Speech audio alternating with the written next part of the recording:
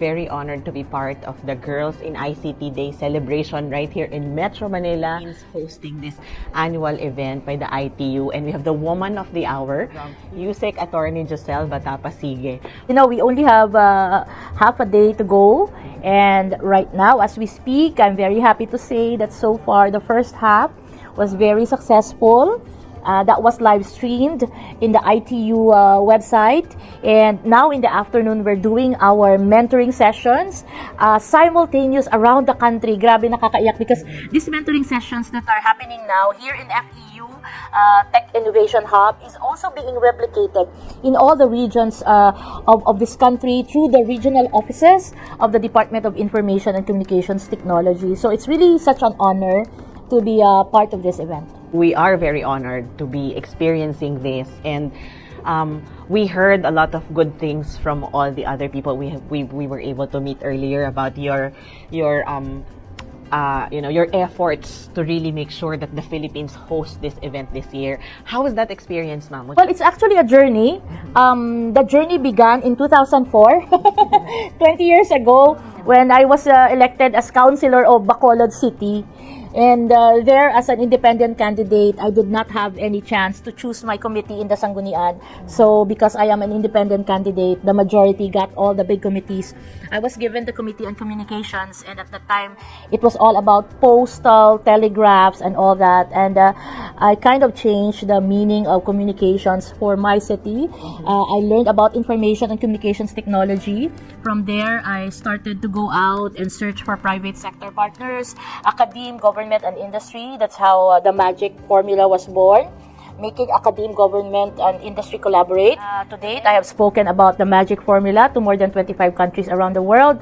And fast track to 2022, after 18 years, the universe collided. I was invited through the generosity of Secretary Ivan John Uy to be part of his team as Undersecretary for ICT Industry Development. And so in 2022, it was a year for the Philippines to run again for a position in the ITU Council or the International Telecommunications Union. Only 48 countries get to serve as part of the Advisory Council of the ITU, which is the oldest United Nations arm of the world.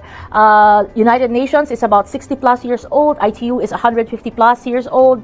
So you can just imagine that 100 years ago, the world came together only for one thing, and that's to communicate, because the ITU was born. And so fast forward to 2022, we had this election in Bucharest, and there history was made. 156 years since the ITU, or the International Telecommunications Union, was created, composed of 193 countries today. We elected the first Secretary General of the ITU who is female. So her name is Secretary Doreen Bogdan Martin, and I was there together with the Secretary campaigning for a seat for the Philippines. And we won a seat. We now sit as one of the 48 countries around the world in the ITU.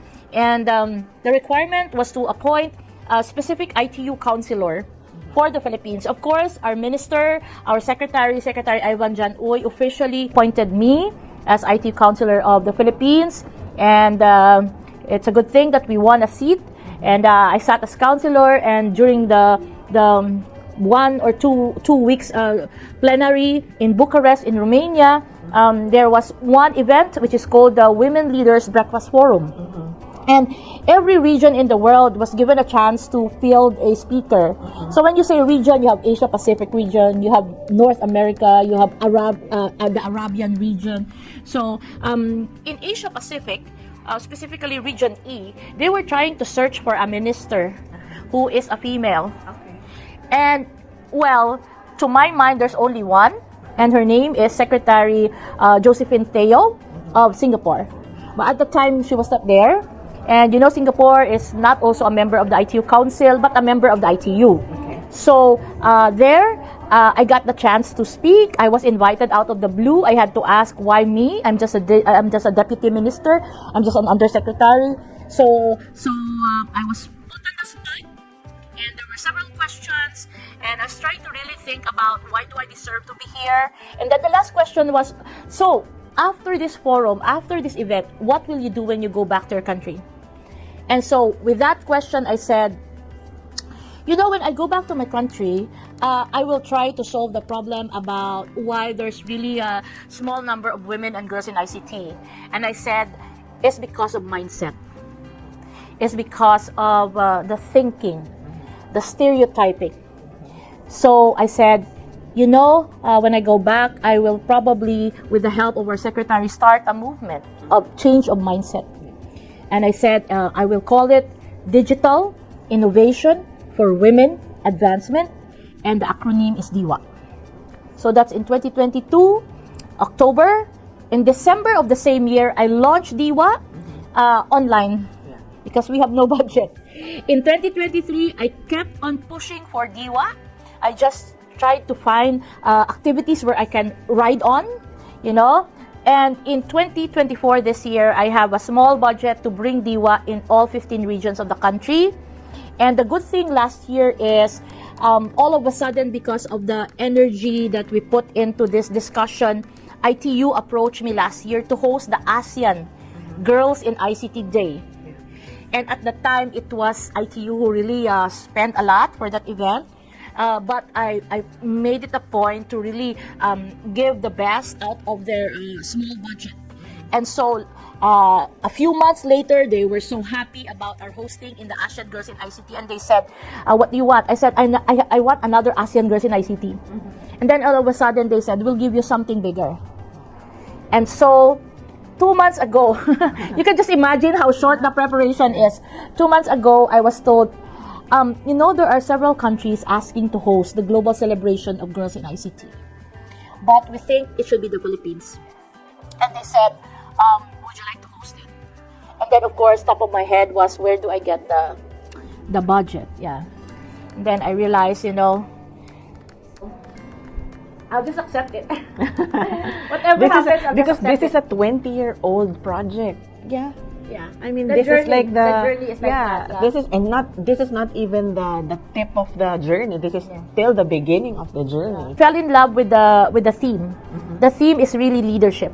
So when I learned about the theme, I said, if I do not accept this, does it resonate with the theme leadership? If I accept this will be a chance for us to prove that the Philippines actually has a lot of women leaders in ICT, particularly in ICT. Actually, my DIWA journey from October 2022 up to this day is really the reason why I took the courage of really accepting. I think this is also a wake-up call to our national government. We've been focusing so much on connectivity, and it is good. I believe that digital innovation and digital transformation really needs to give so much emphasis on connectivity, but I hope not just connectivity, because there's so much behind connectivity. I mean, we have young girls here in the audience, and if you give them connectivity, I don't think it is enough. You need to provide them with the right skills, the right mentors, the right platform, the right avenue for them to show their talent. So I'm just really very happy. I thank all the schools who came, and I wish that the girls enjoyed this event, learn from it, and may this be something that will impact on their lives. They look back to this day, and they also give back to the younger ones. What I'm doing here is really trying to inspire our young girls to capacitate themselves, to empower themselves, not just for themselves, but for the next generation. So as a mentor, I'm always asked by my mentees, what do we give you in return? I always say, just help the next generation.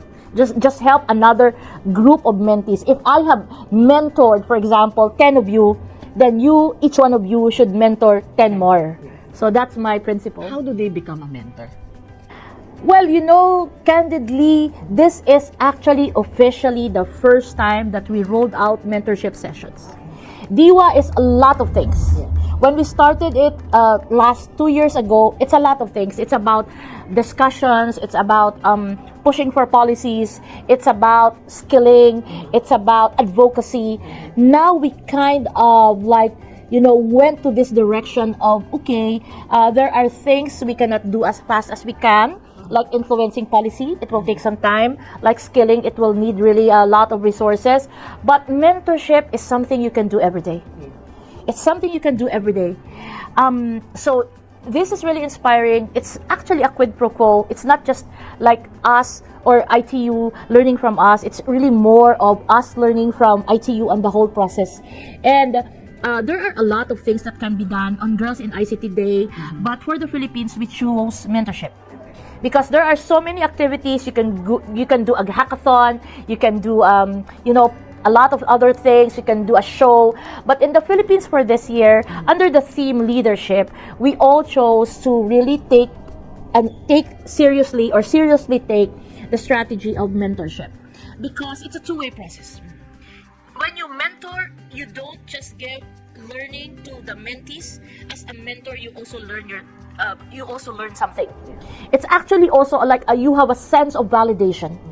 Like you see, as a mentor, you see yourself in the eyes of these young girls. You can ditch theories, books, even formula, and just say, this is my journey. And I want to share it with you. You don't need to copy it. In fact, you don't need to go through it, especially the difficult parts. But I want you to know that I'm here, I'm successful, and you can be as well.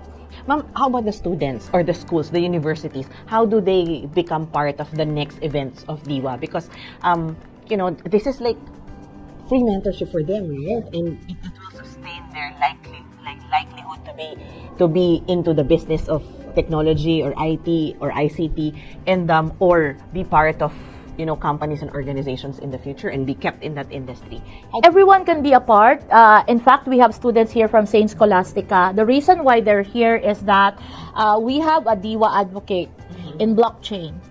Her name is Gail, and her kids go to St. Sco, and she said, I wanna push for St. Sco to be invited. Of course, St. Sco is in our list, but you saw the venue. It's not enough to have 1,000 of people here. So we kind of selected schools to be here, although we have remote participation all over the world. And the special instruction was to bring your top female students. So the people here, the female students here, are the ones who are really, you have the potential. You have the potential. I don't know with other schools, but that's the rule we set. Bring your top female students here. We did not say female students who have an interest in IT, because IT can be in everything. IT can be in medicine. ICT can be in engineering, especially in engineering. We just heard from what do you call her? An aerospace engineer from NASA. Yeah, so that's how we chose it.